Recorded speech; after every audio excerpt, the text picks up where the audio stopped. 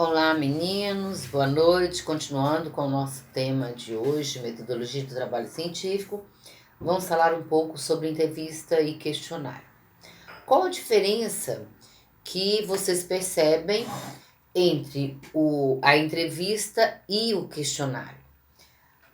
O questionário, ele pode ser elaboradas questões e nós podemos entregar o questionário para as pessoas responderem. Então, existem questionários com questões abertas e questões fechadas, né? Que são os questionários com múltipla escolha. Normalmente eu faço uma pergunta para as pessoas marcarem, né? As respostas, sim, não, às vezes, sempre deve ter pelo menos umas 3 opções, né? Se eu faço uma pergunta, a pessoa vai responder ou que sim, ou que não, ou às vezes, ou nem sempre. E no caso da entrevista, então o questionário, as questões são estruturadas com antecedência, para que eu possa estar fazendo a, a minha investigação e entregando esse questionário para alguém responder. No nosso caso, como nós trabalhamos na área de saúde, né?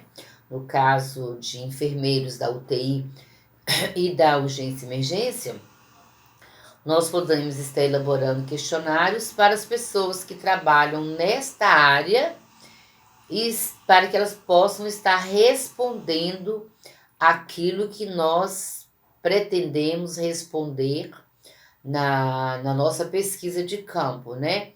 E chegar aos resultados que nós pretendemos. A entrevista, ela difere do questionário, porque a entrevista, ela é mais pessoal. Por exemplo, se eu quero fazer uma entrevista com o pessoal da área de UTI ou de emergência e urgência, o entrevistador ele tem que estar presente junto com o entrevistando. Então, ele precisa estar lá fazendo as entrevistas. Normalmente, a entrevista ela não é totalmente estruturada. Eu posso até levar um roteiro daquilo que eu pretendo entrevistar, né? Mas eu faço as perguntas ao vivo e a pessoa vai respondendo também no mesmo momento. Existem entrevistas que são entregues para o entrevistando com antecedência, como é o caso de televisão. Eles costumam enviar as perguntas para o entrevistador com antecedência, para que na hora da entrevista ao vivo não ocorra problema durante as respostas. Agora, no caso da pesquisa, nós devemos estar fazendo essas entrevistas mais ao vivo. Então, a diferença é que um é junto com o entrevistador no mesmo momento e o questionário pode ser com antecedência, né? E posteriormente eles podem responder e entregar também as respostas. Bem, nós chamamos que o questionário é um instrumento de pesquisa e a entrevista também é um instrumento de pesquisa. Se perguntarem para vocês, qual o instrumento de pesquisa que você utiliza na sua investigação? Se você pode responder questionário ou entrevista, ou os dois, porque eu posso trabalhar com os dois ao mesmo tempo, né? Eu uso o questionário para dados quantitativos e uso a entrevista para a pesquisa com dados mais qualitativos, né?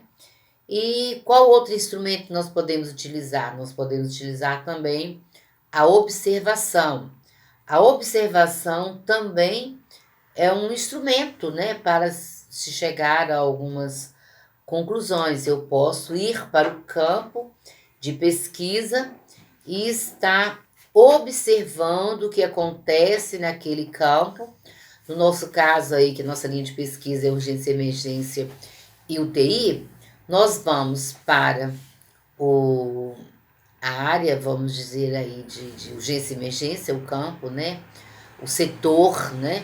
De urgência e emergência desculpa, e vamos observando o que está acontecendo, como que está acontecendo, os problemas, os pontos positivos, enfim, aquilo que nós estamos querendo observar e posteriormente nós vamos relatando esses dados observados. Também uma forma de você estar fazendo pesquisa, que está relacionada a dados mais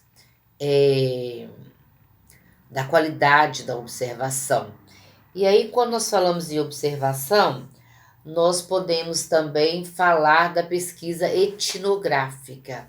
O que é a pesquisa etnográfica? É um tipo de pesquisa que demanda observação e análise do campo que está sendo investigado. Etno vem de etnia e gráfica vem de grafia. Etnografia significa grafia de dados etnográficos. Eu posso estar investigando, por exemplo, uma tribo indígena, né? Estar relacionando, observando e até mesmo fazendo a entrevista com as pessoas dessa tribo e posteriormente, sem que eles percebam, eu vou estar reunindo esses dados, escrevendo. Se for possível, nós podemos inclusive gravar os dados. Então, a etnografia é um tipo de pesquisa que nós fazemos num campo onde nós queremos conhecer um determinado tipo de pessoa, com as características específicas, com os tipos de doenças específicas daquela etnia. E aí nós podemos dizer que o tipo de pesquisa que nós estamos utilizando é a pesquisa etnográfica. E por falar em etnografia, nós temos aqui o Georges Lapassade, né, que escreveu esse livro, As Microsociologias, que é um dos gurus da etnografia na Europa. Georges Lapassade, ele fala muito bem nesse seu livro. O livro chama-se As Microsociologias. Georges Lapassade escreve-se com G, Georges Lapassade. Se vocês interessarem em aprofundar em estudos etnográficos, esse aqui é um autor muito bem conceituado na Europa e no Brasil também. Então, um outro tipo de pesquisa, a etnografia vocês podem fazer no campo de urgência e emergência também, de UTI, mas é uma pesquisa que demanda muito mais tempo.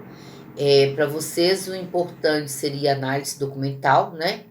A pesquisa documental, que vocês estarão analisando os dados dos documentos, dos prontuários, daquilo que os outros colegas da área vão anotando no dia a dia e a partir dali vocês podem estar fazendo a pesquisa de vocês. É um tipo de pesquisa que é importante para a área de vocês.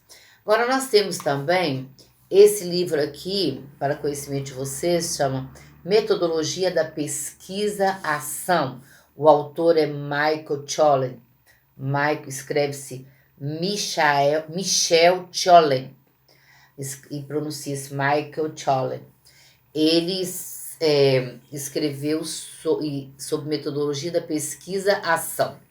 O que é a pesquisa-ação? Também é um tipo de pesquisa, né? Que nós utilizamos para pesquisar e agir imediatamente a partir partir do momento que você detecta o problema, você já vai sugerindo as alternativas para a solução daquele problema. Então, a pesquisação é um tipo de pesquisa que o pesquisador tem que ir para o campo, conversar também com as pessoas do campo onde ele quer pesquisar e, a partir do momento que as pessoas falam do problema, o pesquisador, no caso vocês que estarão pesquisando, já vão pensando imediatamente numa forma de resolver o problema e sugere para as pessoas daquele campo as ideias que vocês têm para resolver o problema. Então, quando nós temos um problema e já temos a solução para aquele problema, e nós queremos fazer pesquisa nesse sentido, nós podemos dizer que a nossa pesquisa está voltada para a pesquisação. Além da pesquisação, da etnografia, da pesquisa quantitativa, da pesquisa qualitativa, nós temos também uma pesquisa que nós denominamos de pesquisa participante. O que é a pesquisa participante? É aquela pesquisa em que os participantes levantam os problemas junto com o investigador, né? E eles solicitam que o investigador esteja pensando alternativas de melhorar. De repente não tem a solução imediata, mas ele pode posteriormente, né, solucionar. Os políticos, por exemplo, eles fazem muita pesquisação. Eles vão para um bairro, por exemplo, reúnem com as pessoas daquele bairro e levantam os problemas do bairro para, após a política, depois da eleição, eles voltarem para o solucionar. É um tipo de pesquisa que nós chamamos de pesquisa participante, onde os investigantes participam junto com o pesquisador. É bem parecida da pesquisa, com a pesquisação, mas a diferença é que na pesquisação, o investigador, aquele que faz a pesquisa, né, ele já sugere imediatamente a solução para o problema. Bem, caminhando um pouco mais com o nosso módulo de hoje, depois nós falamos mais sobre alguns outros tipos de pesquisa, nós temos a pesquisa exploratória, que no manual também vocês vão ler o manual, que eu já encaminhei para vocês, o manual fala dos tipos de pesquisa, vocês devem ler. O módulo esse módulo e essa aula gravada é para que vocês estejam vendo o professor falar, e na aula remota, né, do Google Meet, nós vamos estar tirando as dúvidas. Mas é importante que vocês leiam o manual, que vocês leiam também os artigos. Eu já postei um artigo para vocês estarem lendo. E é importante que, ao fazer a pesquisa, vocês trabalhem com as normas da ABNT. O que é a ABNT? Associação Brasileira de Normas Técnicas. Então, para que a pesquisa, toda pesquisa tenha um padrão de escrita, foi normatizado o tamanho da letra, o espaçamento entre as linhas, enfim, as margens, né? Existem várias normas específicas. Vamos lá nas primeiras normas básicas que são importantíssimas. Toda pesquisa científica, de acordo com as normas da BNT, o tamanho da letra, do corpo do texto, deve ser tamanho 12. Agora, o tipo de letra, vocês poderão estar utilizando a letra Times New Roman ou Arial. E aí vocês vão escolher uma delas. Se vocês começarem com Arial, vocês vão utilizar o Arial do início ao fim. Um minutinho, por favor.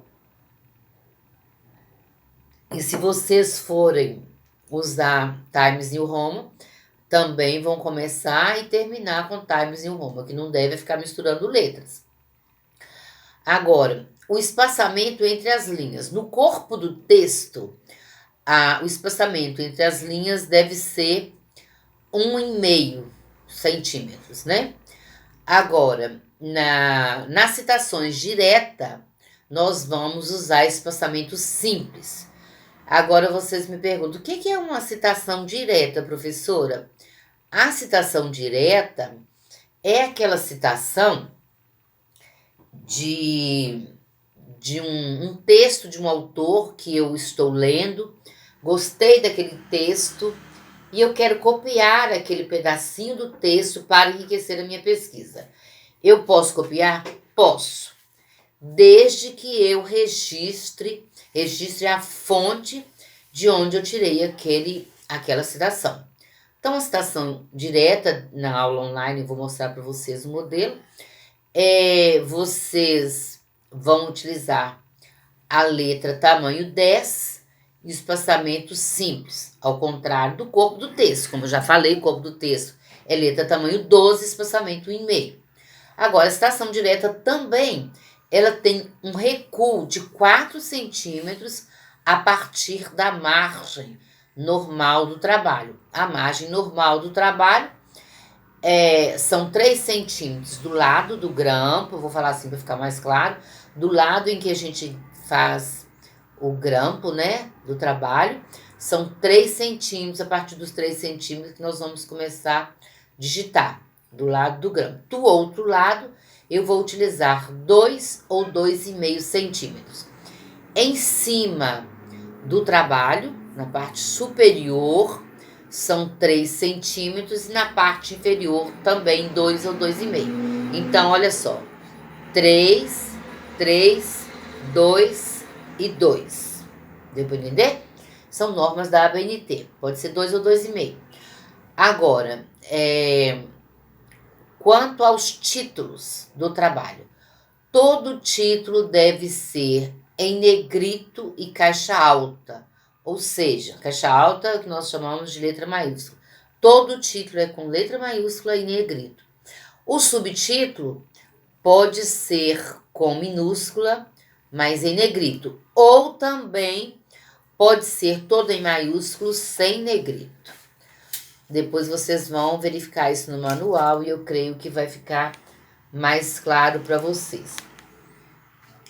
Agora, depois nós vamos falar sobre a folha de rosto, sumário, como fazer a introdução, a definição do problema de pesquisa, como elaborar o problema, como elaborar o objetivo geral e específico e a justificativa.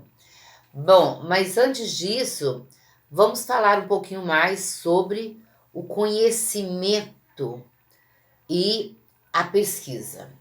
Nós já falamos sobre o conhecimento empírico e o senso comum, são os tipos de conhecimento que nós precisamos entender ao elaborar a nossa pesquisa, porque o pesquisador ele tem que ter conhecimento, ele tem que ler muito e ele tem que aprofundar nas leituras, né?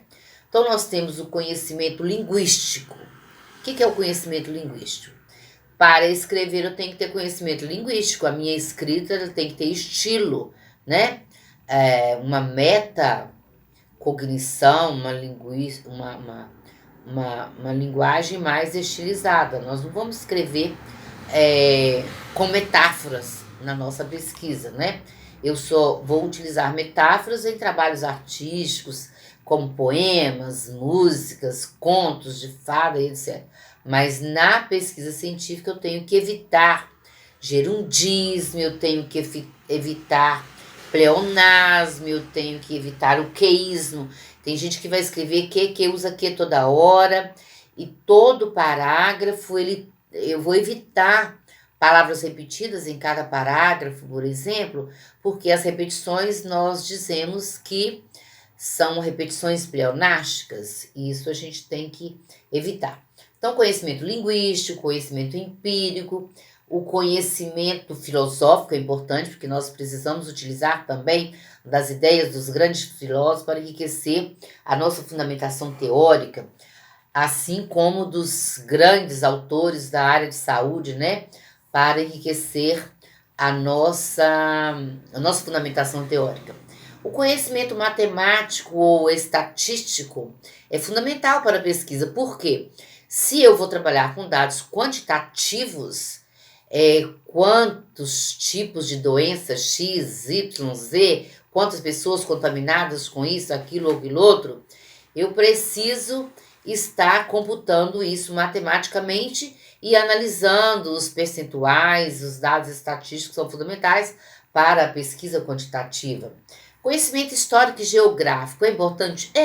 Porque a minha pesquisa ela tem um campo geográfico onde eu estou realizando, ela tem um contexto histórico e ao iniciar o meu trabalho, a minha escrita e falando do meu campo de pesquisa, é importante você fazer aí uma pincelada sobre os dados históricos e geográficos desse seu campo de pesquisa, para que a sua pesquisa tenha mais consistência e as pessoas possam localizar onde você fez essa pesquisa? Bem, e o conhecimento científico, é claro, é aquele conhecimento que eu preciso estar contribuindo com os dados científicos da minha pesquisa. Então, ele exige técnica, métodos e vamos encerrar esse momento e daqui a pouco nós continuamos com os próximos dados do nosso módulo de hoje.